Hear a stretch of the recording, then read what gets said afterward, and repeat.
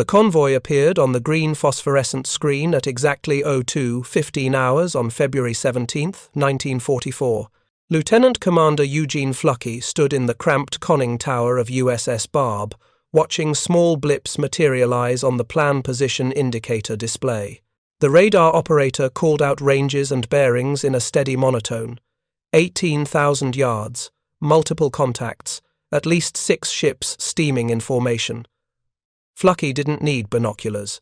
He didn't need to see the convoy with his own eyes.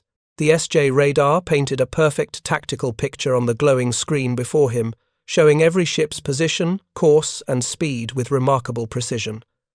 This was submarine warfare transformed. No more squinting through periscopes in darkness, hoping to catch a glimpse of masts against the horizon.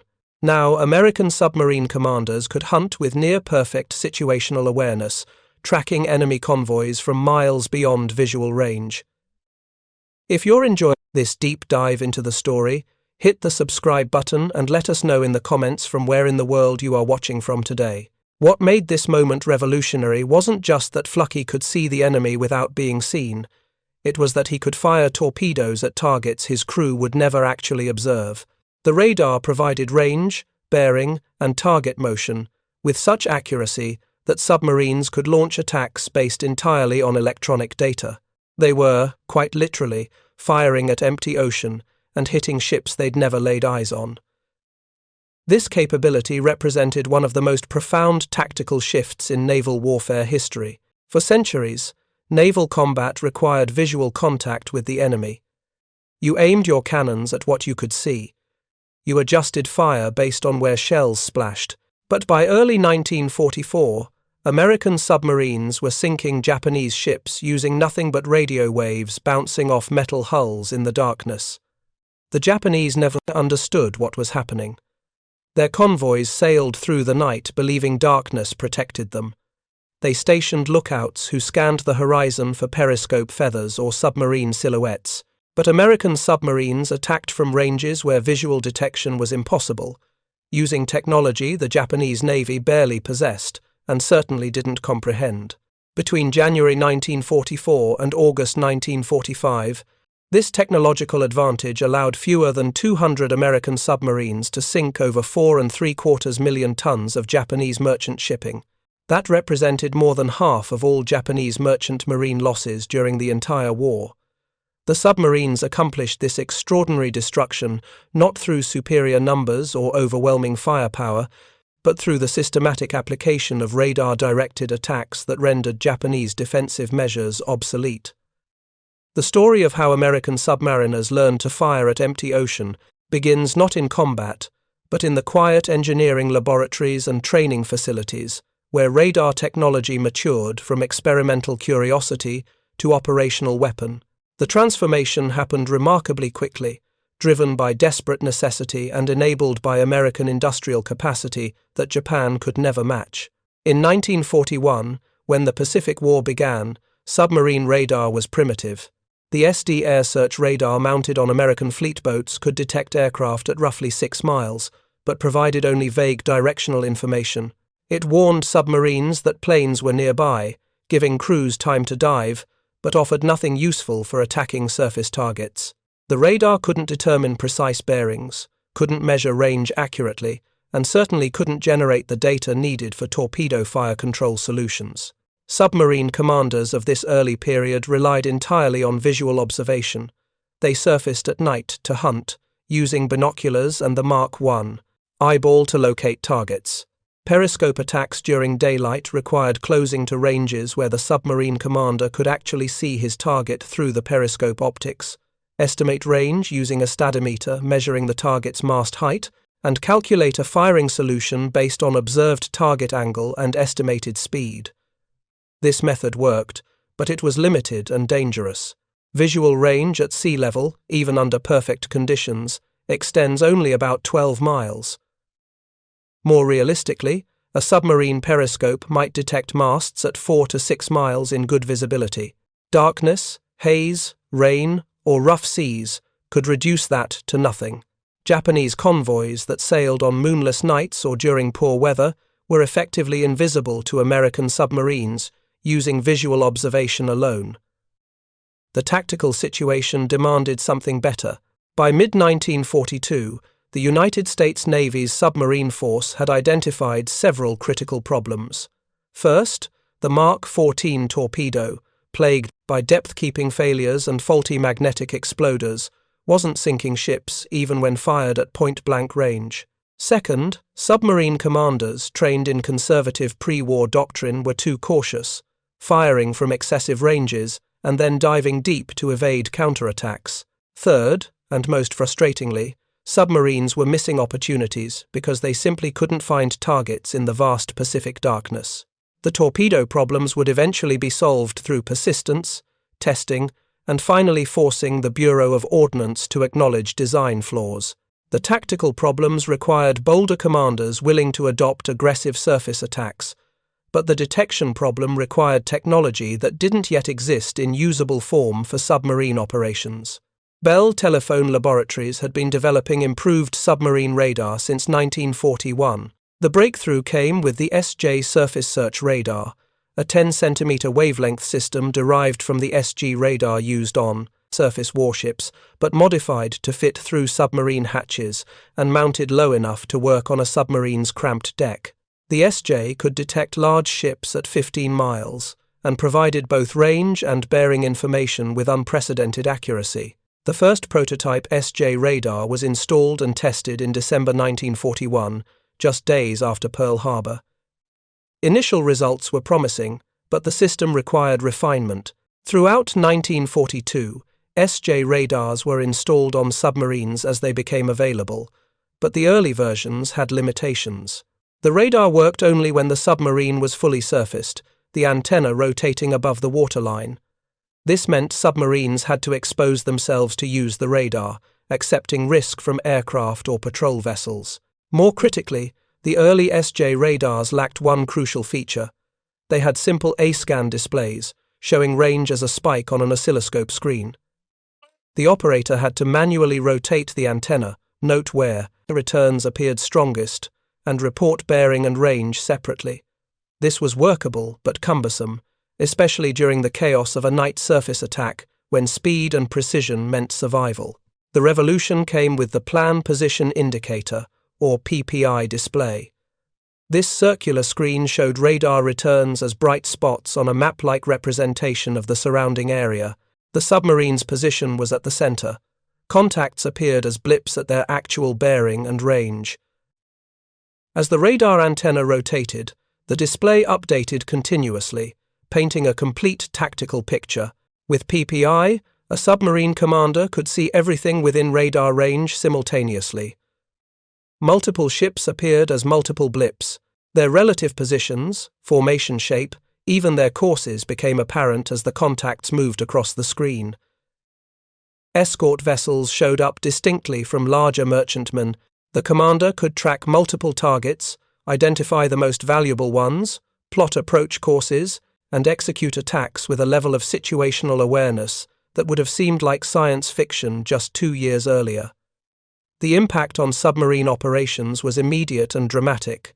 Commanders who received submarines equipped with SJ radar and PPI displays suddenly possessed godlike knowledge of the tactical environment. They could find convoys in total darkness. They could track targets from beyond visual range. They could maneuver into optimal attack positions while remaining undetected. And most revolutionary of all, they could fire torpedoes using only radar data for the attack solution. The Torpedo Data Computer, or TDC, aboard American fleet submarines, was an electromechanical analog device that calculated firing solutions. Feed it target bearing, range, speed, and angle on the bow, and the TDC would determine the correct gyro angle for torpedoes to hit the target. Before radar, all this data came from visual observation, necessarily imprecise and available only at close ranges. Radar changed everything. The SJ provided exact range to the target, updated every few seconds. The bearing was precise to within a degree. Target speed could be calculated by tracking how quickly the range changed.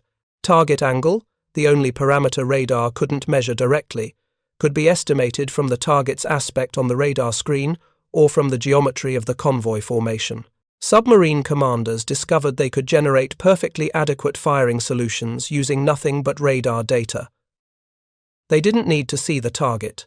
They didn't even need to surface the periscope for a visual observation. The radar did everything, providing all the information the TDC required to solve the intercept geometry and launch torpedoes with devastating accuracy. This capability fundamentally altered submarine tactics. Instead of cautiously approaching targets to visual range, submarines could loiter at comfortable distances, tracking convoys on radar while remaining undetected. When the tactical situation was optimal, the submarine would close rapidly on the surface, using its radar to maintain perfect situational awareness. At predetermined range, typically 2,000 to 3,000 yards, the submarine would fire a spread of torpedoes based entirely on radar data, then turn away and escape before the enemy even knew they were under attack. The Japanese had no effective counter. Their primitive radar technology, when it existed at all, couldn't detect the low-profile American submarines at useful ranges. Their lookouts strained to see periscopes or silhouettes that weren't there because the attacking submarine was beyond visual range. Their escorts rushed toward where they thought the attacker must be, only to find empty ocean because the American boat had already withdrawn to a safe distance, tracking the chaos on radar and preparing for another attack. Lieutenant Commander Samuel Dealey aboard USS Harder perfected these tactics during his third war patrol in April 1944. Harder encountered a heavily escorted convoy off Walaei Atoll. Instead of the traditional submerged periscope approach, Dealey tracked the convoy on radar from 10 miles away, analyzing the formation and identifying escort patterns. He noticed the escorts concentrated on the convoy's flanks, but left the stern relatively unprotected. After dark, Dealey brought Harder to full surface speed and raced ahead of the convoy, using radar to track their progress. He positioned Harder directly in the convoy's path, then went to radar depth, submerging just enough to make the submarine nearly invisible but keeping the radar antenna above water. When the lead ships closed to 3,000 yards, still unaware of Harder's presence, Dealey fired 6 torpedoes in rapid succession, based entirely on radar-derived data. 4 torpedoes hit, 2 freighters exploded and sank within minutes. The convoy scattered in panic while escorts depth-charged empty water. Dealey surfaced, updated his radar picture, and pursued a fleeing tanker. Another radar-directed attack sent the tanker to the bottom. In less than 2 hours, using tactics that relied entirely on radar observation, Harder had destroyed 3 ships from a heavily defended convoy without ever visually observing any target. This pattern repeated across the Pacific as more submarines received SJ radar with PPI displays. Commander Richard O'Kane aboard USS Tang became perhaps the most proficient practitioner of radar-directed attacks. During Tang's second patrol in the Formosa Strait during May 1944, O'Kane executed a series of night surface attacks that demonstrated the full potential of radar warfare. On the night of May 22nd, Tang's radar detected a convoy of 7 ships with 3 destroyer escorts steaming south through the strait. O'Kane tracked them for hours, plotting their course and speed, identifying the largest and most valuable targets. The tactical picture on his radar screen showed everything: the convoy's box formation, the positions of the escorts, gaps in their patrol patterns. When O'Kane decided the moment was right, he brought Tang to the surface and closed at flank speed. The radar showed him exactly where every ship was, where the escorts were looking, where the gaps existed. He maneuvered Tang into position stern of the convoy, a classic undefended zone, and fired 8 torpedoes at 4 different targets. The firing solution for every torpedo came from radar data. O'Kane never visually observed any of the targets. 7 torpedoes hit. 3 ships sank immediately. A 4th was left burning and dead in the water. The escorts, confused and overwhelmed, dropped depth charges randomly, while Tang escaped on the surface, tracking the chaos on radar from a safe distance. By the time the sun rose, Tang was 50 miles away, having used radar to evade the searching Japanese destroyers. These weren't isolated successes. They represented a systematic advantage that American submarines exploited with devastating effect throughout 1944. Submarine commanders learned to trust their radar completely, firing at targets they couldn't see with confidence that the electronic data was accurate. They developed new tactical approaches that maximized the radar's capabilities while minimizing risk. One particularly effective technique was called radar depth operation. Submarines would submerge to periscope depth, then raise just the radar antenna above water. The submarine remained almost completely submerged, presenting an impossibly small target to visual lookouts, while the radar provided complete situational awareness. From this position, submarines could track convoys for hours, waiting for the optimal attack geometry, then surface briefly to fire torpedoes before diving deep. Later in the war, further miniaturization allowed installation of radar equipment in the search periscope itself. The ST modification converted the SJ radar into a periscope radar that could provide accurate range information to a fully submerged submarine. This meant submarines could execute radar-directed attacks without ever surfacing at all, making them virtually undetectable. The Japanese response to this technological onslaught was inadequate and came too late. By the time Japanese naval authorities recognized that American submarines were using radar for attacks, their merchant marine was already devastated. Efforts to equip ships with radar detectors proved futile because the detectors had such short range that by the time they warned of American submarine radar, torpedoes were already in the water. Japanese attempts to develop their own sophisticated submarine radar failed. Inter-service rivalry meant the Army and Navy refused to share research. Resources were diverted to impossible projects like microwave death rays instead of practical systems. Even when Japanese destroyers and escort vessels received radar, the equipment was primitive compared to American systems, useful primarily for range finding rather than search and attack. The strategic impact of radar-equipped American submarines became catastrophic for Japan during 1944. In January 1944, when the year began, American submarines sank approximately 150,000 tons of Japanese merchant shipping. By December, that monthly figure had more than tripled. The increase wasn't because America had deployed significantly more submarines. It was because the submarines already deployed had become devastatingly efficient, aided by radar that allowed them to find and sink targets in conditions that would have made attacks impossible just 1 year earlier. The tonnage statistics tell part of the story.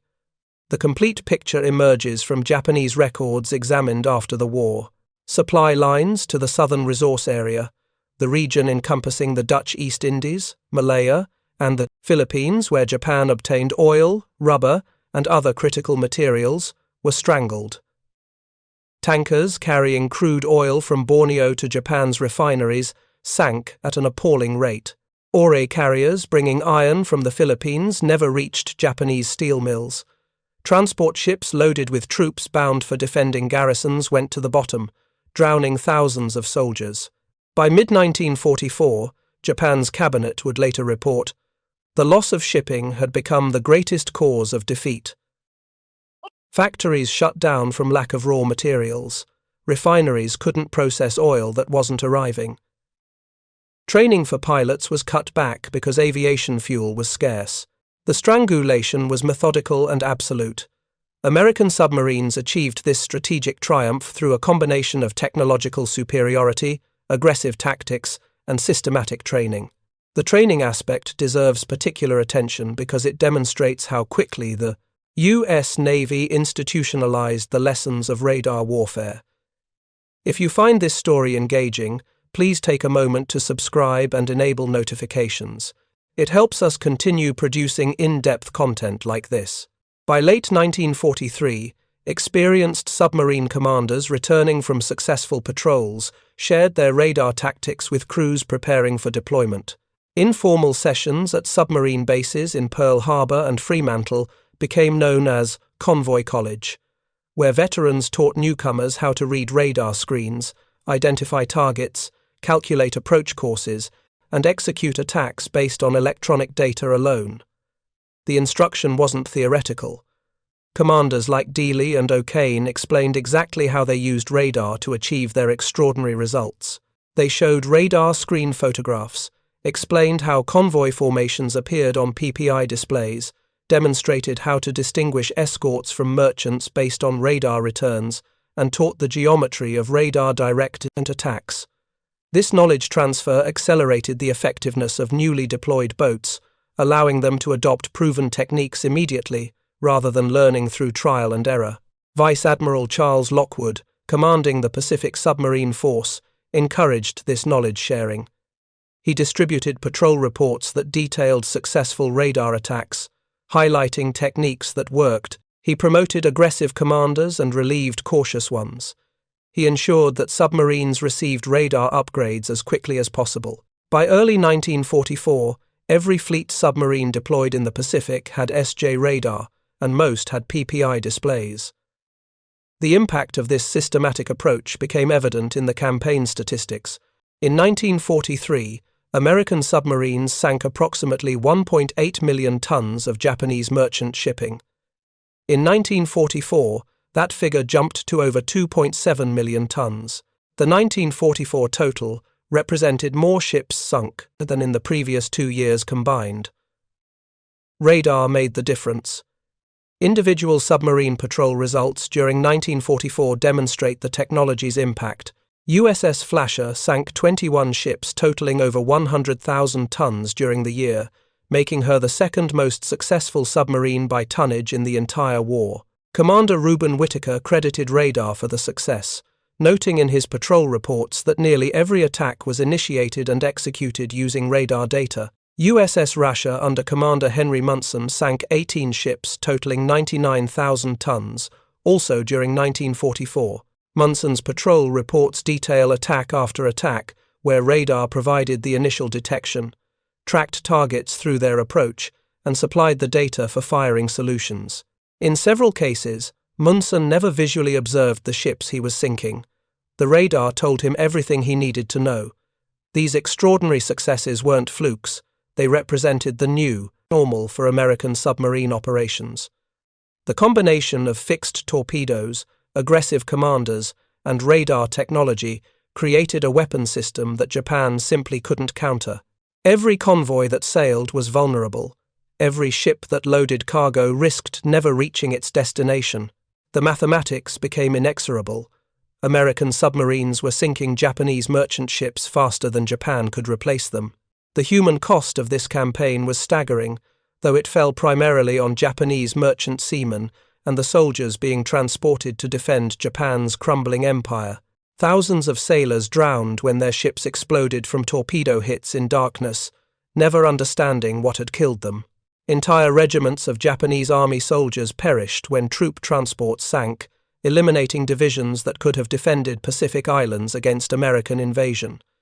These casualties were intentional and strategic. American submarine doctrine explicitly targeted not just merchant ships but also troop transports, reasoning correctly that soldiers at the bottom of the Pacific couldn't fight American Marines on future battlefields. The radar that made these attacks possible also made them more lethal, allowing submarines to find and destroy heavily loaded transports that might have escaped detection in earlier phases of the war. The evolution of American submarine radar tactics reached its apex with the introduction of coordinated attack groups in mid-1943. These wolf packs, as submariners called them despite official Navy designation as coordinated attack groups, represented the ultimate expression of radar-enabled warfare. Multiple submarines working together, each equipped with sophisticated radar, could devastate convoys in ways that single boats, no matter how skilled their commanders, could never achieve. The concept wasn't new. German U-boats had used wolfpack tactics with devastating effect in the Atlantic since 1940. Admiral Karl Dönnitz's Rudel tactic brought multiple submarines to bear against Allied convoys, overwhelming escorts through sheer numbers. But German wolfpacks suffered from critical limitations. They required extensive radio communications, making them vulnerable to high-frequency direction, finding systems that could locate transmitting U-boats. They lacked effective coordination once attacks began, with each commander operating independently, and by 1943, improved Allied radar and air cover had largely defeated the tactic. American wolf packs learned from German mistakes while adding capabilities the Germans never possessed. The key advantage was radar. American submarines could coordinate their attacks using radar to track not just the enemy convoy, but also the positions of friendly submarines. This allowed genuine tactical coordination impossible with German methods. The SJ radar had an unexpected feature that proved invaluable for Wolfpack operations. Submarine. Commanders discovered they could use their surface search radar to transmit short Morse code messages to other submarines. By keying the radar transmitter, they could send simple signals that other boats could receive. The method was short-range and limited, but it allowed submarines to communicate without using their main radios, which Japanese direction-finding equipment might detect.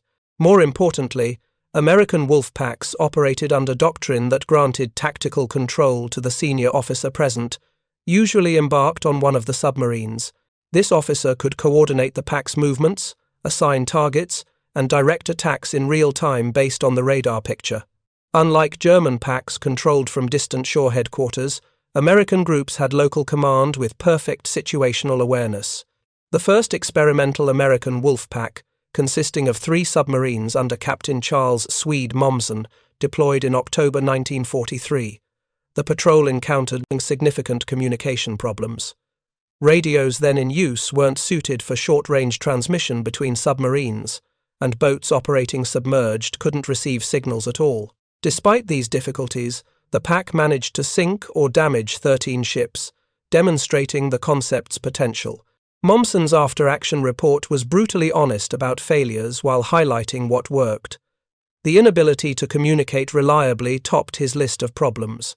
But he noted that when submarines could coordinate, even imperfectly, their effectiveness multiplied. Multiple boats approaching a convoy from different directions overwhelmed escorts and created more opportunities. Radar made it possible to position submarines precisely and avoid friendly fire incidents. Vice Admiral Lockwood absorbed these lessons and ordered modifications to Wolfpack doctrine. Better radio equipment was installed on submarines. Coordination procedures were refined. Most critically, commanders were trained to use radar not just for attacking enemy ships, but for tracking friendly submarines, ensuring the pack worked as an integrated force rather than separate boats that happened to be near each other. By early 1944, American Wolfpacks were operating with devastating efficiency. Captain Leon Blair commanded Blair's Blasters, a 3-boat pack consisting of USS Pilotfish, USS Pintado, and USS Shark. In late May 1944, Blair's Blasters encountered multiple Japanese convoys in quick succession near the Bonin Islands, a Japanese island chain south of the home islands. The radar screens aboard all 3 submarines painted identical pictures of the tactical situation. Blair, embarked on Pilotfish, could see not only the enemy convoys but also the positions of Pintado and Shark. He directed his boats like chess pieces, positioning them to intercept convoys from multiple angles simultaneously. The Japanese escorts, designed to defend against single submarine attacks, were helpless against coordinated strikes. On the night of June 3, 1944, Blair detected a large convoy on radar, 12 merchant ships with 5 destroyer escorts, a target-rich environment, but heavily defended. Blair positioned his 3 submarines in a trap. Pilotfish would attack from the convoy's port side. Pintado would hit from starboard. Shark would position ahead of the convoy, waiting to strike ships attempting to escape. The attack began at 2100 hours. Pilotfish, tracking targets on radar, fired 6 torpedoes at 2 large freighters. Before those torpedoes hit, Pintado launched her own attack from the opposite side, firing 4 torpedoes at a tanker and another freighter. The Japanese escorts, detecting the first attack, turned to port toward Pilotfish. They never saw Pintado on their starboard side. Chaos erupted. The first torpedoes struck, exploding 2 freighters. The tanker took 2 hits and burst into flames, illuminating the convoy. Ships scattered in panic. The escorts dropped depth charges where Pilotfish had been, but Blair had already ordered pilot fish to withdraw on the surface, tracking the developing situation on radar while the Japanese searched futilely. 3 ships broke from the burning convoy and fled north, directly into Shark's waiting torpedo tubes. Commander Edward Blakely, tracking the approaching ships on radar from 10 miles away, brought Shark to periscope depth and waited. When the fleeing ships closed to 3,000 yards, Blakely fired 5 torpedoes in rapid succession. 3 ships, 3 hits. All 3 went down. The entire engagement lasted less than 2 hours. 8 Japanese ships sunk, 3 damaged. Not a single American submarine was seriously threatened. The escorts never came close to any of the attacking boats. Blair's blasters used radar to maintain perfect awareness of the tactical situation, coordinating their attacks with precision while remaining invisible to the enemy. This pattern repeated throughout 1944. Wolf packs with names like Laughlin's Loopers, Park's Pirates, and Roach's Raiders prowled Japanese shipping lanes, using radar to find convoys and coordinate devastating attacks. The Japanese had no effective response. Their escorts, designed for a different kind of warfare, were helpless against multiple coordinated submarines attacking from different directions simultaneously. The strategic impact was profound. Japanese shipping losses accelerated dramatically after American wolf packs became common. Convoys that might have survived a single submarine attack were annihilated by coordinated groups. The loss rate became so severe that by late 1944, Japan was experiencing difficulty finding enough merchant ships to carry even critical military supplies. Individual convoy battles during this period demonstrate the one-sided nature of the combat. On October 23, 1944, a wolf pack consisting of USS Haddock, USS Halibut, and USS Tuna intercepted a convoy carrying reinforcements to the Philippines. The Battle of Leyte Gulf was about to begin, and Japan desperately needed these troops to defend against the American invasion. The convoy consisted of 6 troop transports, 2 tankers, and 4 destroyer escorts. Approximately 10,000 Japanese soldiers were embarked on the transports. The wolf pack detected the convoy on radar at dusk, tracking from 15 miles away. Commander John Roach, the pack commander aboard Haddock, studied the radar picture for over an hour, analyzing the formation and planning his attack. Roach decided on a night surface attack, hitting the convoy from 3 directions simultaneously.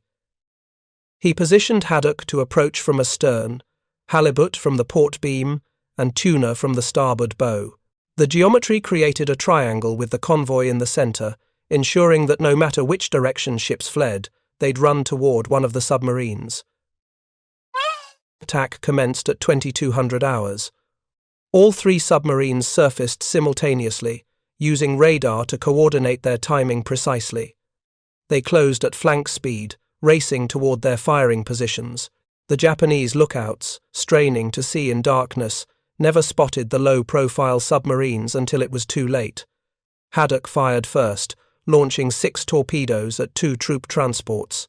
Both ships exploded, the impact so violent that debris rained down on nearby vessels. Halibut fired moments later, targeting another transport and a tanker. The transport took 2 hits below the waterline and began listing heavily. The tanker's cargo ignited, creating an inferno visible for miles. Tuna, approaching from ahead of the convoy, fired at the lead transport and one of the destroyer escorts.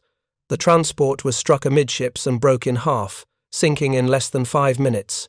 The destroyer, hit in the stern, lost propulsion, and began circling helplessly. The surviving destroyer escorts counterattacked furiously, but they were attacking phantoms. The American submarines had already withdrawn on the surface, tracking the carnage on radar from safe distances. The escorts dropped depth charges on empty water, while their charges burned and sank behind them. By midnight, 5 of the 6 troop transports were on the bottom. Over 7,000 Japanese soldiers drowned, never reaching the Philippines. The survivors struggled in oil-covered water, awaiting rescue that came too slowly for many. The remaining transport and escorts fled north, abandoning the sinking ships and their crews. The wolf pack pursued, sinking the surviving transport the following night. This single engagement eliminated an entire reinforced division from Japan's defense of the Philippines. Those 7,000 soldiers, had they reached Leyte, would have contested the American landing. Their absence made the invasion less costly for American forces. This was the strategic impact of radar-equipped submarine wolf packs, not just sinking ships, but removing entire military formations from the order of battle before they could ever engage. The Japanese High Command recognized the crisis but couldn't solve it. They tried sailing convoys only during daylight, reasoning that submarines would be more visible and vulnerable to air attack. But American submarines, using radar, simply tracked convoys during the day from beyond visual range, then attacked at night when conditions favored the submarine. Radar made daylight sailing irrelevant as a defensive measure. Japan attempted to improve convoy defenses by adding more escorts.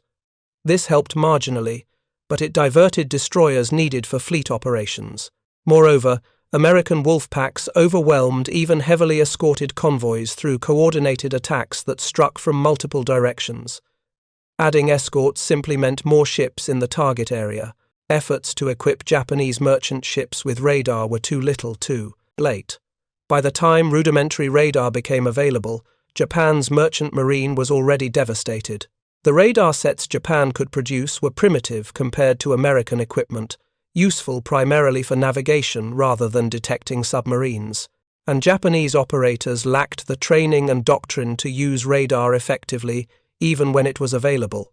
The ultimate expression of American submarine radar capabilities came in the war's final months during Operation Barney, the penetration of the Sea of Japan. This body of water, lying between Japan and Korea, was considered by the Japanese to be their private lake, protected by minefields in the straits connecting it to the open ocean. No American submarine had successfully operated there since early in the war. In June 1945, 9 American submarines equipped with the latest radar and, critically, with FM sonar capable of detecting mines, slipped through the Tsushima Strait into the Sea of Japan. The submarines were USS Bonefish, USS Tunny, USS Skate, USS Flying Fish, USS Bowfin, USS Tinosa, USS Spadefish, USS Sea Dog, and USS Creval. They were led by Commander Earl Hydeman aboard Sea Dog, who served as Wolfpack commander. The FM sonar allowed the submarines to navigate through Japanese minefields by detecting individual mines and maneuvering around them. This capability, combined with radar that could track surface shipping, gave the submarines unprecedented freedom of action in waters Japan thought were secure. For 2 weeks, the Wolfpack operated inside the Sea of Japan with impunity. They used radar to hunt down every ship they could find, sinking merchant vessels, patrol boats, and small warships. The Japanese were stunned. Their radar stations detected unidentified submarines, but Japanese anti-submarine forces couldn't locate or attack the Americans effectively. The submarines communicated using their radar sets, coordinating attacks and sharing target information. They divided the Sea of Japan into sectors, each boat responsible for a particular area. When one submarine detected targets on radar, it would alert others, allowing the pack to concentrate against valuable convoys. Commander Richard Lynch aboard USS Skate executed a series of radar-directed attacks that exemplified the hunter's advantage. On the night of June 9, 1945, Skate's radar detected a small convoy hugging the Korean coast. 3 freighters with a single escort. Lynch tracked them for hours, analyzing their course and speed, waiting for optimal attack geometry. When the convoy passed a headland that would block their escape route, Lynch struck. Surfacing at close range, he fired 6 torpedoes based entirely on radar data. 5 hit. All 3 freighters sank within minutes. The escort, confused and unable to locate Skate in the darkness, dropped depth charges randomly. Lynch submerged, used his radar at periscope depth to track the escort's movements, then surfaced once the escort had passed and continued hunting. Over the next week, Skate sank 4 more ships, all located and attacked using radar. Lynch never visually observed any of these targets before firing. The radar provided everything he needed: range, bearing, target size, and relative motion.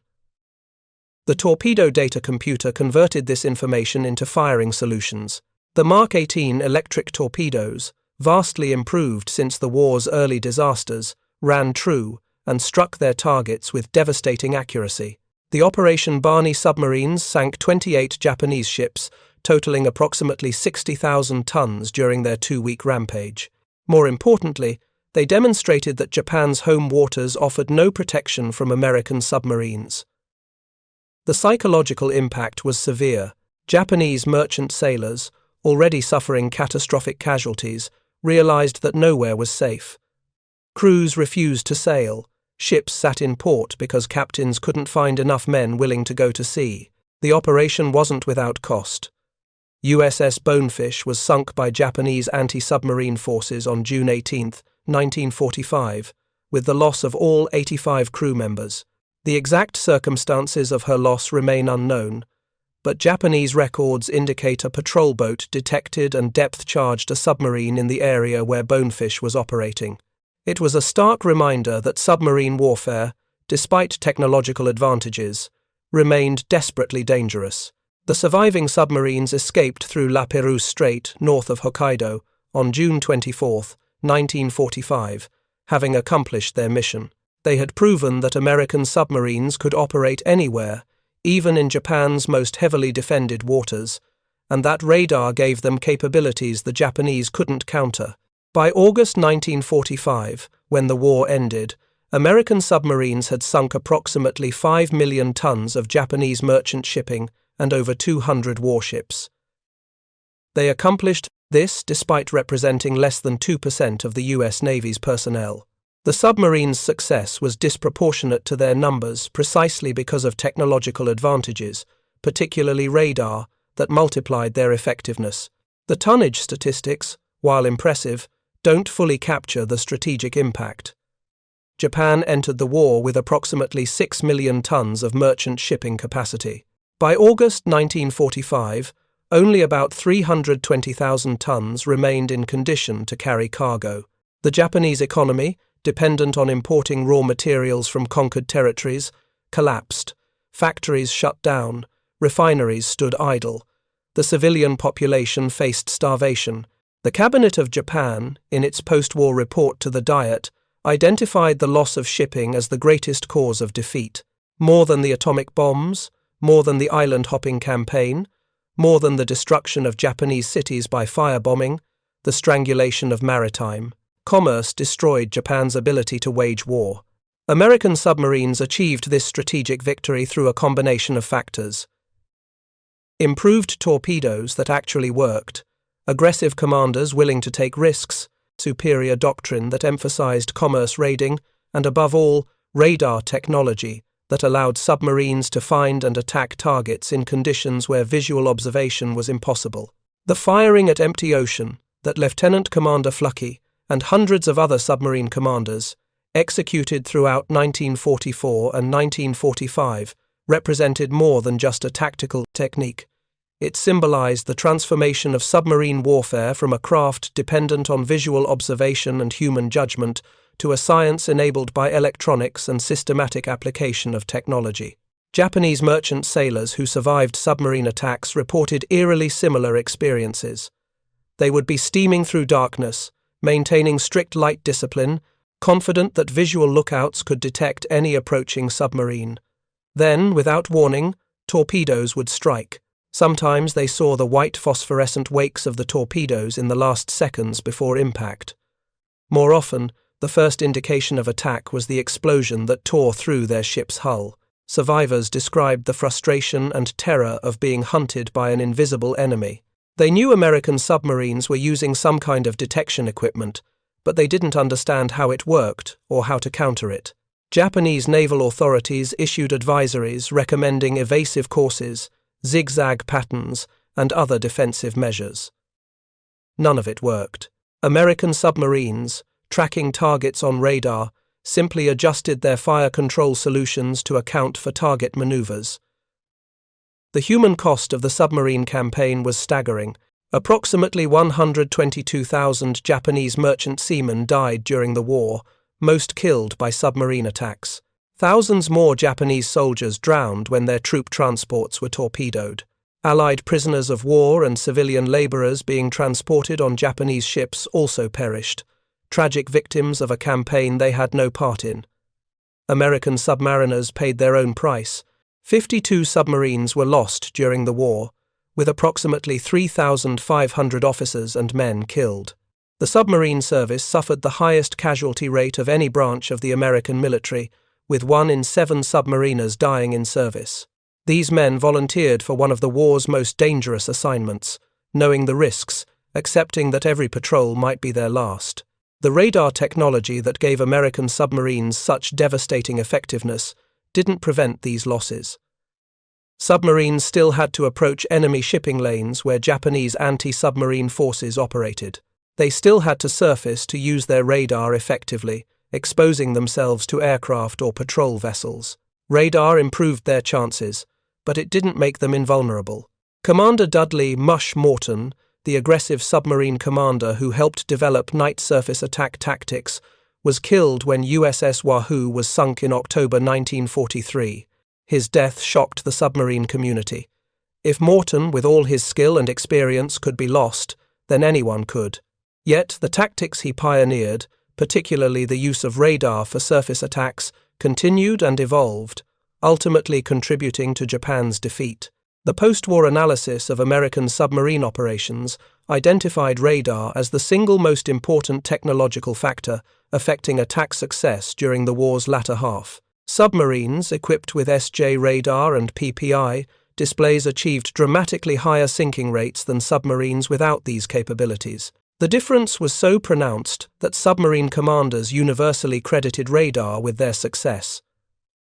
Richard O'Kane, the submarine commander with the most confirmed sinkings, stated explicitly in his post-war memoirs that radar made possible the aggressive tactics that led to Tang's extraordinary record. He noted that before radar, submarines had to close to dangerously short ranges to generate accurate firing solutions. Radar allowed attacks from comfortable distances, where the submarine retained tactical flexibility and the ability to escape if the situation turned unfavorable. The doctrine developed by American submariners during 1944 and 1945 influenced submarine operations for decades afterward. The principle that submarines should exploit technological advantages to attack from beyond the enemy's ability to respond effectively became foundational. During the Cold War, American submarines tracking Soviet vessels used sonar in much the same way their World War II predecessors used radar, to maintain perfect situational awareness while remaining undetected. The SJ radar itself remained in service on submarines well into the 1950s, eventually being replaced by more sophisticated systems. But the basic concept, a surface search radar providing range and bearing to targets and obstacles, remained standard on submarines throughout the Cold War era. Modern submarines use far more advanced electronics, but the tactical principles trace directly back to the innovations of 1944. The Japanese merchant marine never recovered from the devastation inflicted by American submarines. In the immediate post-war period, Japan possessed only a fraction of the shipping capacity needed to rebuild its shattered economy. The Allied occupation authorities strictly controlled what remained of Japanese maritime capability. It took decades for Japan to rebuild a merchant fleet approaching its pre-war capacity. For the submariners who fought the campaign, the memories were complicated. They had fought a brutally effective commerce war, sinking ships with ruthless efficiency. They had killed thousands of enemy sailors and soldiers. Many struggled with the moral implications of such destruction, even understanding that it was strategically necessary and probably shortened the war, saving lives on both sides. Commander Eugene Fluckey, who earned the Medal of Honor for USS Barb's aggressive war patrols, later reflected that submarine warfare was particularly impersonal. You fired torpedoes at radar blips on a screen. You might see explosions and fires in the distance, but you rarely saw the human consequences of your actions. The radar that made submarines so effective also created psychological distance between attacker and victim. Yet Fluckey and others never questioned the necessity of what they did. Japan had started the war with a surprise attack that killed thousands of Americans. Japan had conquered vast territories. enslaving populations and committing atrocities throughout Asia. The submarine campaign, however brutal, was a legitimate act of war aimed at destroying Japan's ability to continue fighting. The radar technology simply made that campaign more effective. The development and deployment of submarine radar during World War II represented one of the war's most successful technology programs.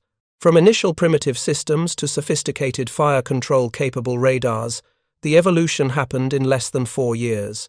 This rapid development was enabled by American industrial capacity, scientific expertise, and willingness to invest resources in promising technologies.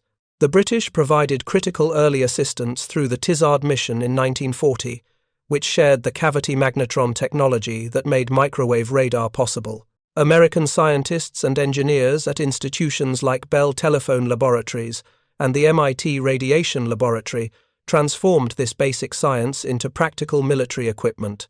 Submarine designers and commanders worked closely with engineers to ensure the technology met operational needs. This collaboration between scientists, engineers, and operational forces became a model for future military technology development. The lessons learned developing submarine radar influenced how America approached other technological challenges, from guided missiles to nuclear propulsion. The principle that operational users should help guide technology development, ensuring that engineering solutions actually solve real tactical problems, became standard practice. Thank you for watching. For more detailed historical breakdowns, check out the other videos on your screen now, and don't forget to subscribe. The story of American submarines firing at empty ocean and sinking millions of tons of Japanese shipping is ultimately a story about how technology, when properly developed and intelligently applied, can transform warfare. Radar gave American submariners the ability to find and attack targets in conditions where visual observation was impossible. They used this advantage systematically and ruthlessly, strangling Japan's maritime commerce and contributing decisively to the war's outcome. The Japanese never understood what hit them. Their merchant sailors died in darkness, torpedoed by submarines they never saw. Their convoys scattered and sank while escorts depth-charged empty water. Their economy collapsed as ships stopped arriving with the raw materials needed for industry and war. All because American submarines could see with electronic eyes where Japanese lookouts saw only darkness. In 2 years, from January 1944 to August 1945, fewer than 200 American submarines sank over 6 million tons of shipping. They accomplished what surface fleets and aircraft couldn't achieve: the complete destruction of Japan's maritime commerce. Radar made it possible. American submariners made it real.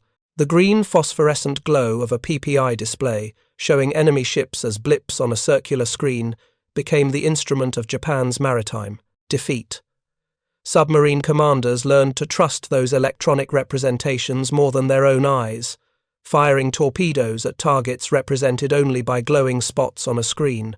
They were, quite literally, firing at empty ocean, and they were hitting what they couldn't see with devastating accuracy. This was the revolution in submarine warfare, not just better boats or better torpedoes or braver crews, though America had all of those. The revolution was seeing without eyes, attacking without observing, sinking ships from beyond the range where the enemy could fight back. Radar made American submarines the most effective commerce raiders in naval history. In the final accounting, that technological advantage helped win the Pacific War.